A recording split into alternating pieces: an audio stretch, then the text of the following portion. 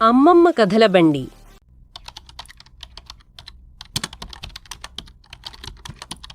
కాసగంజ్ ఉదయాలు. కాసగంజ్ పట్టణం ప్రతి ఉదయం ఒకేలా మొదలవుతుంది. చిన్న చిన్న ఇళ్ళు, మట్టి రోడ్లు, దూరంగా వినిపించే అజాన్, ఆలయ ఘంటలు అన్నీ కలిసిపోయిన జీవితం. ప్రభుత్వ హైస్కూల్ ముందు ఉదయం 8 గంటలకల్లా పిల్లల గుంపులు చేరతాయి. ఎవరో హోంవర్క్ కాపీ చేస్తున్నారు, ఎవరో ఫుట్బాల్ గురించి మాట్లాడుతున్నారు, ఎవరో ప్రేమ గురించి, కాని అది తమకే తెలియకుండా. ఆ గుంపులో మమతా ఉంది. ఆమె నవ్వు చూస్తే ఎవరికైనా ఒక్క క్షణం ఆగిపోవాల్సిందే.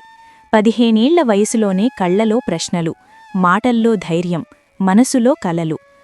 మమత, ఈసారి టాప్ చేస్తే టీచర్ నిన్ను స్టేజ్ మీద పిలుస్తారు అని స్నేహితురాలు రేఖ అనగానే ఆమె నవ్వింది. టాప్ చేయడమేంటిరా, జీవితం అర్థం కావాలి ముందు అంది. అదే సమయంలో గ్రౌండ్ వైపు నుంచి అరుపులు. ఫుట్బాల్. అక్కడ సూరజ్. 16 ఏళ్ల వేసు, చెమటతో తడిసిన ముఖం, పరుగులో కనిపించే ఆత్మవిశ్వాసం. బంతి అతని కాళ్ల దగ్గర ఉంటే ఆట ఆగిపోయినట్లే. మమత అతని వైపు చూసింది. అతను కూడా చూశాడు. ఆ క్షణం ఏమీ మాట్లాడలేదు, కాని ఏదో మొదలైంది. స్నేహం పేరుతో ప్రేమ. మొదట అది మాటలు మాత్రమే. ఈరోజు మ్యాథ్స్ నోట్స్ ఇవ్వగలవా?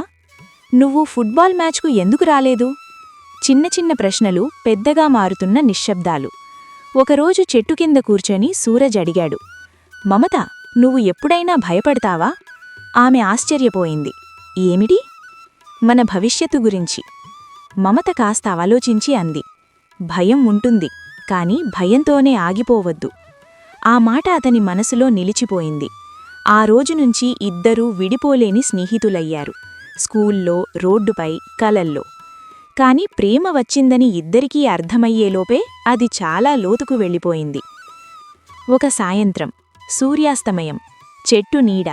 సూరజ్ మాటలు కాస్త వణికాయి. మమత, మనం ఎంతకాలం ఇలా ఉండాలి? ఆమె నవ్వుతూ అంది. ఇలా అంటే ఎలా?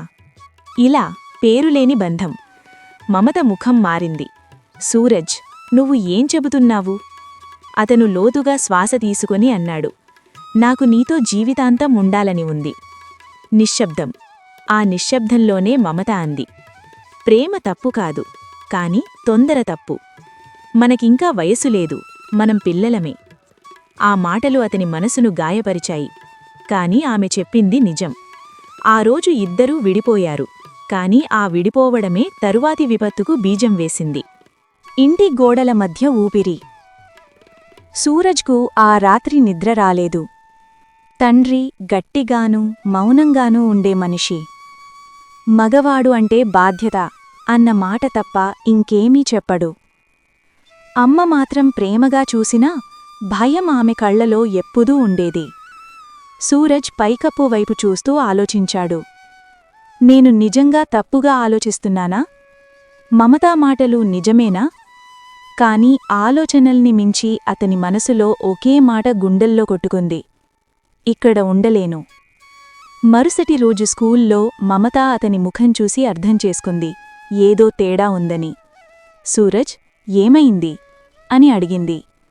అతను చుట్టూ చూసి మెల్లగా అన్నాడు, ఈరోజు సాయంత్రం కలుద్దాం, చెట్టు దగ్గర. ఆమె తల ఊపింది. సాయంత్రం. వెచ్చని గాలి. చెట్టు ఆకుల మధ్య సూర్యుడు మాయమవుతున్నాడు. సూరజ్ నేరుగా అన్నాడు, మమత, నాకిక్కడ ఉండడం నచ్చడం లేదు. అంటే? ఆమె అడిగింది. మనిద్దరం ఎక్కడికైనా పోదాం, కొత్త జీవితం మొదలుపెడదాం. ఆమె గుండె ఒక్కసారిగా జారింది. నువ్వు పిచ్చివాడివా సూరజ్? ప్రేమ ఉంటే ఏదైనా చెయ్యొచ్చు అన్నాడు అతను.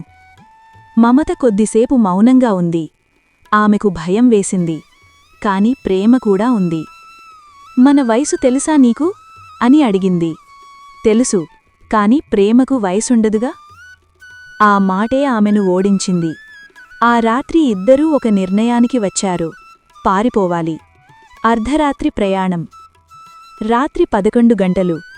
మమత తన గది తలుపు మెల్లగా తెరిచింది. బట్టల సంచి చేతిలో. గుండె గట్టిగా కొట్టుకుంటోంది. నేను తిరిగి వస్తానా అనే ప్రశ్న మనసులో మెదిలింది.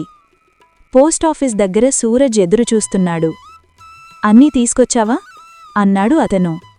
అవును, పోదాం అంది మమత. ఇద్దరూ నిశ్శబ్దంగా నడుస్తున్నారు. అంతలో హెడ్లైట్ వెలుగు. ఆపు! పోలీసు అరుపు. ఇద్దరూ వణికిపోయారు. ఈ అర్ధరాత్రి ఎక్కడికి? పోలీసు గట్టిగా అడిగాడు. సూరజ్ తడబడుతూ అన్నాడు. ఇంటికి. పోలీసు మమత వైపు చూశాడు. ఇద్దరూ చిన్నవాళ్లే. నిజం చెప్పు. నిశ్శబ్దం. చివరికి మమత అంది. మేము పెళ్లి చేసుకోవాలనుకుంటున్నాం. పోలీసు నవ్వాడు. అది నవ్వు కాదు, బాధ. ఇది పెళ్లివయసా? ఇది ప్రేమ కాదు, అవివేకం. అతను మృదువుగా అన్నాడు. ఇప్పుడు జైలు కాదు, కాని ఇంటికి పంపిస్తాను. వాళ్లను కార్లో కూర్చోబెట్టాడు. ఆ ప్రయాణం ఇద్దరికీ శిక్షలాంటిది. ఇళ్లకు చేరగానే తుఫాను. మమత తండ్రి కన్నీళ్లు పెట్టుకున్నాడు. ఇకపై ఈ అమ్మాయి నీ జీవితంలో లేదు. స్కూల్ మార్చారు. ఫోన్లు తీసేశారు. కలవడం నిషేధం.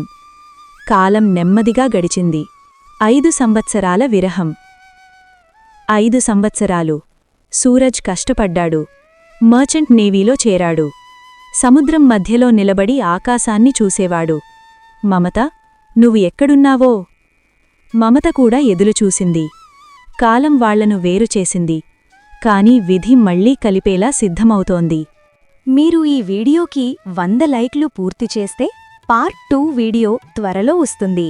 ఫ్రెండ్స్, మీకు ఈ స్టోరీ నచ్చితే ప్లీజ్ మన ఛానల్ని సపోర్ట్ చేయండి. ఇలాంటి ఇంకా చాలా ఇంట్రెస్టింగ్, ఎమోషనల్ అండ్ మీనింగ్ఫుల్ కథలు కోసం మన ఛానల్ని సబ్స్క్రైబ్ చేయడం మర్చిపోకండి. ఈ వీడియో మీకు నచ్చితే ఒక లైక్ చేయండి. మీ ఫ్రెండ్స్ అండ్ ఫ్యామిలీతో షేర్ చేయండి. మీ సపోర్ట్తోనే మేము ఇలాంటి మంచి స్టోరీస్ని మీ ముందుకు తీసుకురాగలుగుతున్నాం. Thank you so much for watching. See you in the next video. Love you.